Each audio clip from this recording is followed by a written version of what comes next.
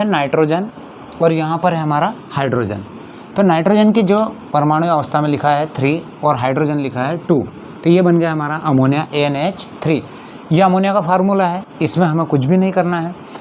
यहाँ पर जो 2 लिखा है तो हमें इसके सामने लिख देना है 2, तो नाइट्रोजन 2 हो जाएगा। और यहाँ पर जब इसको 2 किया है तो हाइड्रोजन की संख्या यहाँ पर हो जाएगी 3 दूनी 6। इसको 3 दूनी 6 करने के लिए हमें क्या करना पड़ेगा, इसके सामने लिखना पड़ेगा 3। इसके बाद में दूसरी रिएक्शन से देखें तो यहाँ पर है H2SO4, तो यहाँ पर जो दिया है H 2 है तो यहाँ पर 2 है, सल्फ़र 1, यहाँ पर भी सल्फ़र 1, यहाँ ऑक्सीजन 4, यहाँ पर भी ऑक्सीजन 4 और 1 है 5, तो 1 ही हो गए 5। यहाँ पोटेशियम कितने हैं 1, यहाँ पर कितने हैं 2, तो इसके सामने लिख देंगे 2। जैसे ही इसके सामने 2 किया है तो यहाँ पर ऑक्सीजन कितने हो चुके हैं हमारे, हाइड्रोजन हो गए 2 और 2 कितने हो गए 4, तो इसके सामने लिख देंगे हम 2। तो यहाँ पर बैलेंस हो जाएगी 2 और 2 कितने हो जाएंगे हमारा हाइड्रोजन 4, तो यहाँ पर हो गया हाइड्रोजन 4। ऑक्सीजन देख लेंगे तो ऑक्सीजन है 4 और 2 यहाँ पर है, इसके सामने 2, तो कितने हो जाएंगे 6, तो 4 और इसके सामने 2 लिखे मतलब 6। इस प्रकार से ये क्या हो चुकी है बैलेंस, यानी दोनों तरफ क्या हो गए बैलेंस। यहाँ पर नाइट्रोजन और हाइड्रोजन ये रिएक्शन ऊपर लिख दी है हमने इस प्रकार से।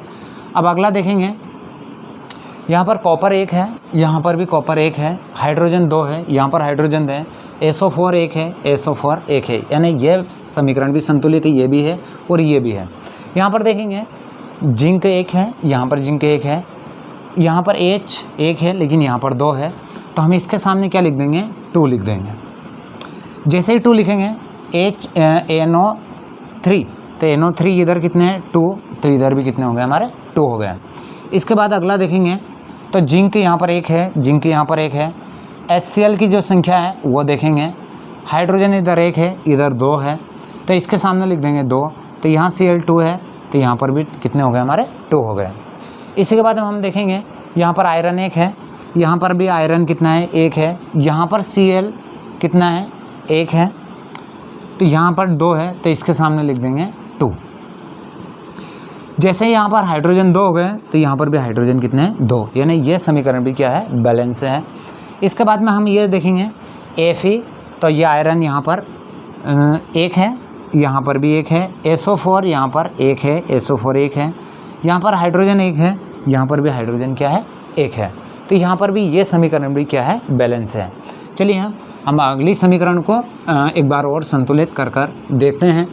यहाँ पर हम दूसरा फार्मूला को वापस लेते हैं कि किस प्रकार से और क्या बनेगा। देखिए यहाँ पर एक फार्मूला है CH3COOH, ये है एसिटिक अम्ल है, अम्ल से क्रिया करेंगे NaOH से। तो किस प्रकार से हमें बैलेंस करना है और किस प्रकार से इस समीकरण को आगे बढ़ाना है। तो इसको आगे बढ़ाने के लिए देखिए यहाँ पर जब ये टूटता है तो इतना भाग टूट जाता है, हाइड्रोजन की +1 है और इसकी माइनस है, इसकी +1 है इसकी माइनस है, तो हमें क्या करना है इस प्लस को उधर लेकर जाना है और इस प्लस को इस माइनस के पास लेकर जाना है। तो क्या बन जाएगा हमारी रिएक्शन, ये बन जाएगा CH3COO और ये बन जाएगा हमारा Na। निकल क्या जाएगा HOH, तो ये हो जाएगा H2O, जल बन जाएगा और ये बन जाएगा हमारा सोडियम एसीटेट, ये बन जाएगा हमारा सोडियम एसीटेट का फार्मूला, यानी लवण का बन जाएगा।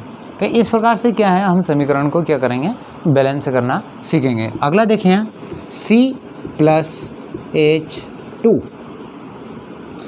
इसकी बैलेंस ही होती है प्लस की 4, इसकी -1 होती है, तो ये जो आपस में कैंसिल नहीं हो रही हैं, तो यहाँ पर कितना हाइड्रोजन हमें कितना माइनस चाहिए, तो यहाँ पर देखिए हाइड्रोजन की +1 भी होती है और -1 भी होती है, यहाँ पर -1 करेगा प्रदर्शित, तो ये बन जाएगा CH4, यानी ये बन जाएगा हमारा मेथेन।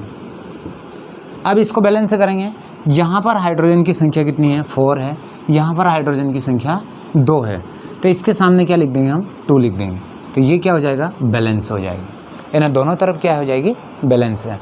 तो ये था हमारा यानी रासायनिक समीकरणों को क्या करना बैलेंस करना, यानी आपस में दोनों तरफ क्या करना हमें बैलेंस करना, हमें याद होना चाहिए। और भी कोई सी भी रिएक्शन हो तो उसको भी हम यहाँ पर आसानी से कर सकते हैं। तो अगली क्लास में हम और रिएक्शनों को क्या करेंगे, बैलेंस करना सीखेंगे और आगे जो यूनिट रहेगी फर्स्ट वहाँ से इसको प्रारंभ कर देंगे।